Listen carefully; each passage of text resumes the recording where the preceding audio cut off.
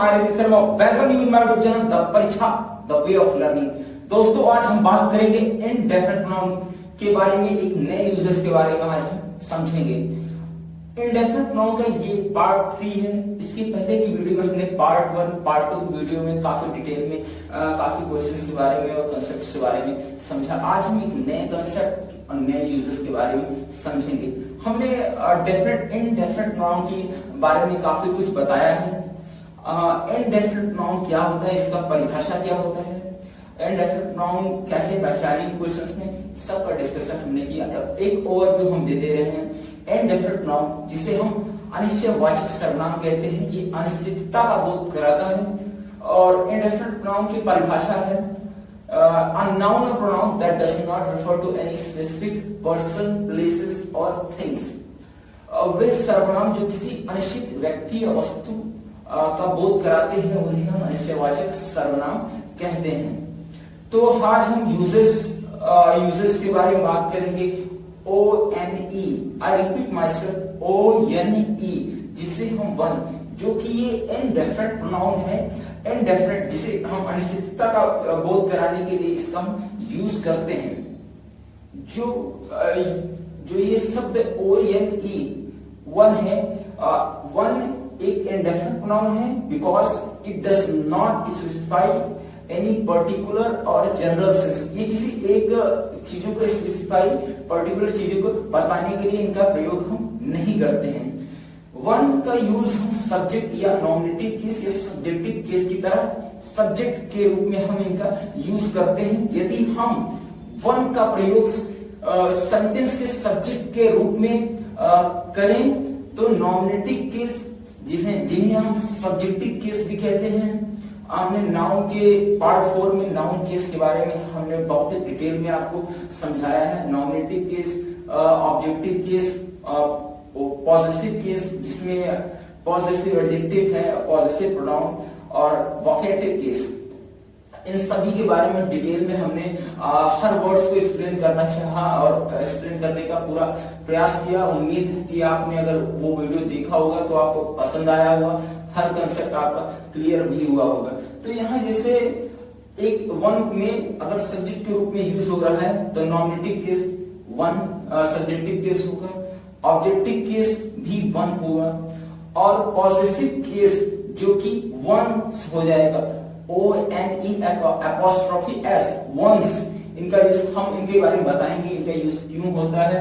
और reflexive pronoun का हमने एक अलग वीडियो में डिस्कस किया है, जिसे हम हिंदी व्याकरण में निजवाचक सर्वनाम करते हैं, जिसमें सेल्फ का प्रयोग होता है, स्वयं, खुद। एम्फैटिक प्रोनाउन का भी यूज होता है, सेल्फ, स्वयं या खुद। इनके डिफरेंस के बारे में हमने बताया है। एम्फैटिक वो प्रोनाउन है जो वर्ब के पहले आ जाता है, किसी चीज को जोर देते हुए, प्रेशराइज करते हुए, एक्सर्ट करते हुए, चीजों को बहुत दबाव देते हुए कहा जाए तो उसे हम एम्फैटिक में इंक्लूड करेंगे या एम्फसाइजिंग प्रोनाउन कहेंगे, दबाव सूचक सर्वनाम। तो रिफ्लेक्सिव प्रोनाउन में हम वनसेल्फ का प्रयोग करते हैं। और एक बात को आप ध्यान रखिए, इनका प्रयोग हम कभी भी वन के साथ नहीं करते हैं। Subjective case, objective case, possessive case या reflexive pronoun. Like nominative case में हम कभी ही, ऑब्जेक्टिव केस में हिम, पॉजेसिव केस में और या पॉजेसिव एडजेक्टिव या पॉजेसिव प्रोनाउन में हिज का प्रयोग, और तथा इसके साथ हम रिफ्लेक्सिव प्रोनाउन में कभी हिमसेल्फ का प्रयोग हम नहीं करते हैं। और वंस, ONES, वंस, और दे, देम, देमसेल्व्स, इनका प्रयोग हम कभी भी नहीं करते हैं, क्योंकि वन के कुछ एक स्पेसिफिक रूल्स हैं।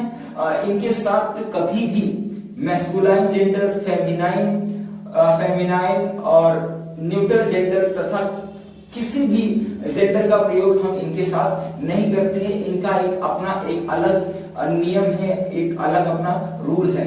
देखिए इंग्लिश में एक बात आप याद रखिए कि जहां आपको जेंडर क्लियर ना हो तो वहां पर आप मेल को प्रेफर करिए, मेल को हम प्रेफर करते हैं। और ये इसका क्या मतलब है कि हम सिर्फ मेल को ही क्यों प्रेफर करते हैं, इसका मतलब मुझे पता है, पर मैं इस वीडियो में नहीं बताऊंगा। अगर देखिए आप लोगों का डिमांड होगा कि आप जानना चाहते हैं क्यों हम मेल का ही प्रेफर करते हैं, फीमेल का क्यों नहीं करते, अगर हमें जेंडर का क्लियर ना हो, जेंडर का पता ना हो, तो हम क्यों मेल का प्रेफर करते हैं, अगर आपका डिमांड होगा तो फिर हम प्रयास करेंगे उस वीडियो को आपको एक नए वीडियो, सेपरेट वीडियो में बताने का। तो आज हमारा वन यूज ऑफ वन के बारे में हम बात करेंगे। वन का यूज कहाँ किन किन शब्दों में हम इनका यूज करते हैं, हम इन्हें शब्दों से समझते हैं। हम एक केस टेबल है, ये केस टेबल आप नोट डाउन कर लीजिए, बहुत ही इंपॉर्टेंट है। अगर आपको ये पता रहेगा तो क्वेश्चंस में करने में बहुत ही आसानी होगा। और ये बहुत आसान सा कंसेप्ट है, बस आप मुश्किल से 10 से 15 मिनट आप इन्हें देखिए और मुझे उम्मीद है कि आपको ये कंसेप्ट पूरा क्लियर होगा और हर कंसेप्ट आपका मजबूत भी होगा। एक केस टेबल जो है ये सब्जेक्टिव, ऑब्जेक्टिव, पॉजिटिव केस का, हमने नाउन केस में subjective case, objective case, positive case, vocative case के बारे में कंप्लीट डिस्कशन किया है। आपने अगर वीडियो नहीं देखा है तो कृपया करके आप उसे उन वीडियो को आप देख सकते हैं। प्रोनाउन की भी तीन वीडियो हमने डाले हैं, अलग अलग टाइप्स के बारे में अलग अलग सेपरेट वीडियो में हमने डिस्कशन किया है। अगर आपने नहीं देखा है तो आप देख सकते हैं उन्हें। केस टेबल आप इसे नोट डाउन कर लीजिए।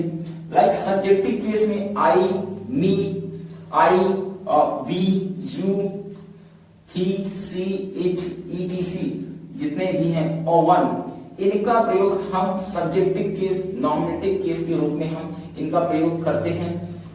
ऑब्जेक्टिव केस में क्या आते हैं, आई का मी होता है, वी का अस होता है, दे का देम होता है, ही का हिम होता है, यू का यू होता है, सी का हर होता है, इट का इट होता है, वन का वन होता है। ये वन का एक स्पेसिफिक रूल्स है, इन्हीं का हम प्रयोग करते हैं क्वेश्चंस में। पॉजेसिव एडजेक्टिव, पॉजेसिव प्रोनाउन जिसे हम पॉजेसिव केस में इंक्लूड किए हुए हैं। पॉजेसिव एडजेक्टिव माई होता है, पॉजेसिव प्रोनाउन माइन होता है आई का। वी का आर होता है, आर्स होता है। ऐसे ही का हर होता है, हर्ष होता है। दे का देम देयर्स होते हैं, इट का इट्स होते हैं।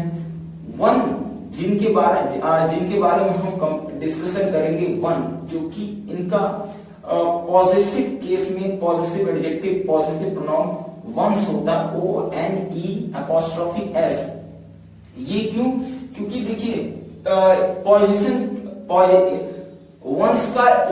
वंस एक ऐसा शब्द है जो अपॉस्ट्रोफी एस लगाता है। पोजीशन दिखाने के लिए कोई भी प्रोनाउन अपने पोजीशन में अपॉस्ट्रोफी एस नहीं लगाता है एक्सेप्ट वन। ये कोई अपवाद नहीं है, ये कोई एक्सेप्शन नहीं है, ये एक रूल है, वन का एक अपना खुद का एक नियम है। इस वजह से हम वन का यूज हम करते हैं। तो आज हम क्वेश्चंस के बारे में हम डिस्कस करेंगे। तब तक आप ये इन केस टेबल को आप लिख लीजिए और हर कंसेप्ट आपका मजबूत होगा अगर आपका बेसिक आपका मजबूत रहेगा। तो आप तब तक इन केस टेबल को आप नोट डाउन करिए।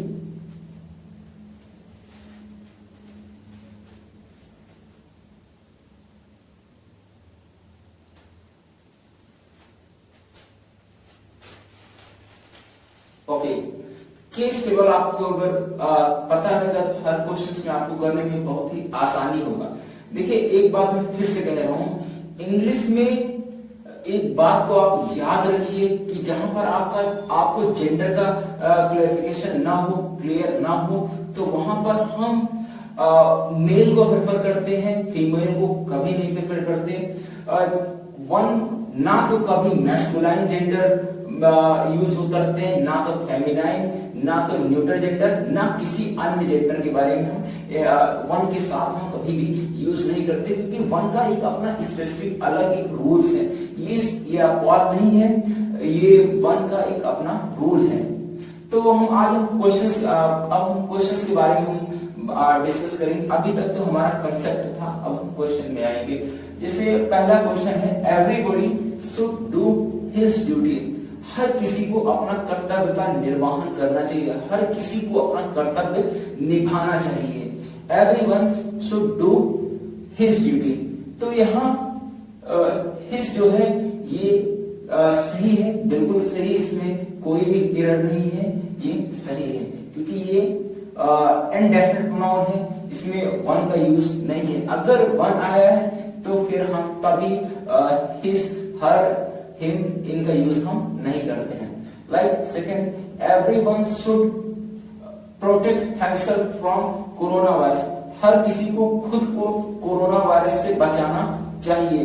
तो यहाँ ये सेंटेंस इंडेफिनिट प्रोनाउन है, करेक्ट है, सेंटेंस में कोई एरर नहीं है। जैसे हमारा तीसरा क्वेश्चन है, one should do his duty, इसमें वन आया है तो हम वन का एक स्पेसिफिक रूल है, तो वन के साथ हम ही, हिम, हिज, इन सभी का यूज हम नहीं करते, तो ये क्वेश्चन रॉन्ग है। इसका सही क्या होगा? इसका सही करने के लिए वन का हम हिज जो कि पॉजिटिव एडजेक्टिव, तो हम वन का अपना एक अलग रूल जो कि इस नॉमिनेटिव केस में हमने बताया था, वन का वन होता है, ऑब्जेक्टिव केस में भी वन होता है, और पॉजिटिव केस में वन का होता है वंस। तो इसका सही हो जाएगा one should do one's duty, हर किसी को अपनी रक्षा स्वयं करना चाहिए। तो अब नेक्स्ट क्वेश्चन जैसे one should respect her parents, तो यहाँ वन के साथ मैंने बताया था कभी भी he, his, her, him, they, she, it, her, इन सभी का यूज नहीं करते हैं क्योंकि वन का यूज कभी भी जेंडर के लिए और मैस्कुलाइन, फेमिनाइन, न्यूट्रल जेंडर के लिए नहीं किया जाता है। तो इसका अपना अलग रूल है, मैं कई बार रिपीट कर रहा हूं कि चीजें आपको याद हो जाए। तो ये सेंटेंस गलत है, इसका सही क्या होगा? वन शुड रिस्पेक्ट, हर की जगह हम इसका वंस का यूज करेंगे क्योंकि ये पॉजिटिव केस में आ रहा है, ये पॉजिटिव एडजेक्टिव के केस में आ रहा है। तो हर किसी को अपने माता पिता का आदर करना चाहिए, जनरली माता पिता नहीं बल्कि हमें सभी का सम्मान देना चाहिए, सभी का रिस्पेक्ट करना चाहिए, सभी को हम इज्जत देना चाहिए। इज्जत देने से इज्जत मिलती भी है। Next question, one must take care of his children, मैं फिर से कह रहा हूं वन के साथ इसका यूज नहीं होगा, उसका एक अलग रूल है, उसका एक अलग, वन सब्जेक्टिव केस में आ रहा है तो उसका positive case, positive adjective one's होगा, ना कि हिज। तो ये सेंटेंस सही करने के लिए हिज की जगह हम वंस का यूज करेंगे। तो आप इन क्वेश्चंस को एक बार नोट डाउन कर लीजिए। अब हम नेक्स्ट क्वेश्चंस के बारे में बात करेंगे, तो फिर अब आपको बताना है कि क्या ये क्वेश्चन सही है या गलत है। इससे पहला क्वेश्चन है, one should love one's country, क्या ये सेंटेंस सही है या गलत है? आप प्लीज 10 सेकंड का वीडियो को पॉज करके सोचिए।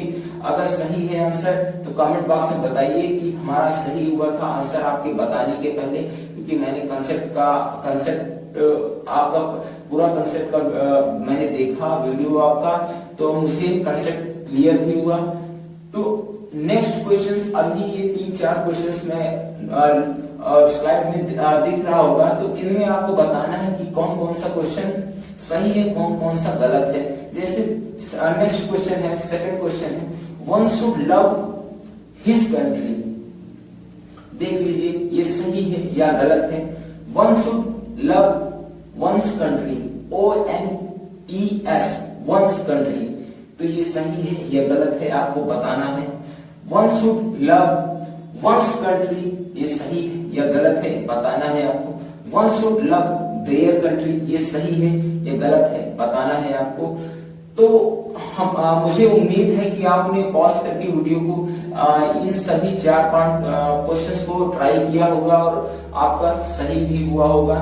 देखिए सेकंड क्वेश्चन में one should love his country नहीं होगा, क्योंकि हिज, हर, ये सभी जेंडर बताते हैं, मैस्कुलाइन, फेमिनाइन, ही है तो मैस्कुलाइन जेंडर जाएगा, हर है, सी है तो ये फेमिनाइन जेंडर जाएगा। देखिए अगर जेंडर पता करने में आपको अगर दिक्कत है तो आप नाउन के पार्ट 4 वीडियो में नाउन एंड द जेंडर में आप जाके प्लेलिस्ट में आप हर कंसेप्ट को आप क्लियर कर सकते हैं। उसमें मैंने बहुत ही डिटेल में बहुत ही सिंपल वे में आपको समझाने का पूरा प्रयास किया है। और उम्मीद है इस वीडियो को देखने के बाद नाउन एंड द जेंडर से हर कंसेप्ट आपका क्लियर होगा, मजबूत होगा, स्ट्रांग होगा।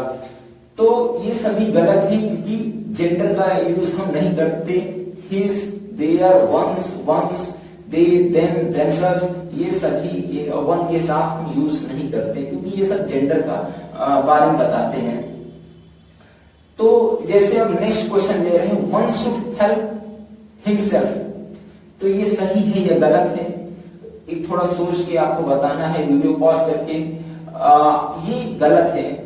इसका सही क्या होगा? One should help one self, तो ये सही हो जाएगा।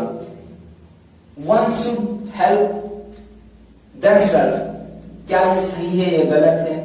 Next question, one should help ourselves, सही है गलत है आपको बताना है। One should do one's duty oneself, ये सही है या गलत है, इसे आपको बताना है। ये क्वेश्चन क्या ये सही है या गलत है?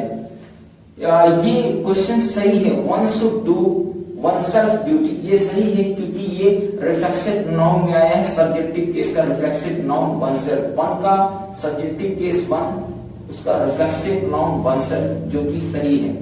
और ये इसके पहले के क्वेश्चंस में सब के सब गलत थे क्योंकि वो सब जेंडर के बारे में बता रहे थे, उनका उपयोग हम नहीं करते हैं। तो ये रहे कुछ क्वेश्चंस, आप इन्हें नोट डाउन कर लीजिए। उम्मीद है कि आपको ये वीडियो पसंद आया होगा। तो आप इस चैनल में अगर नए हैं तो प्लीज आप चैनल को सब्सक्राइब कीजिए, वीडियो को लाइक कीजिए, जितना हो सके दोस्तों में आप इसे शेयर कीजिए। अगर किसी भी कंसेप्ट में आपको दिक्कत है, परेशानी आ रही है, चीजें नहीं समझ में आ रहा है, तो आप कृपया कमेंट बॉक्स में मेंशन कीजिए, बताइए कि सर मुझे इन टॉपिकों में बहुत ही दिक्कत आ रहा है, क्वेश्चन समझने में, क्वेश्चन में एरर हो जा रहे हैं। तो मैं प्रयास करूंगा कि वो उसका एक सेपरेट वीडियो बनाऊं और कंसेप्ट आपको डिटेल में, डीप में जाकर कंसेप्ट आपको समझाने का पूरा प्रयास रहेगा हमारा। तो अगर वीडियो अच्छा लगा तो प्लीज इसे लाइक कीजिए।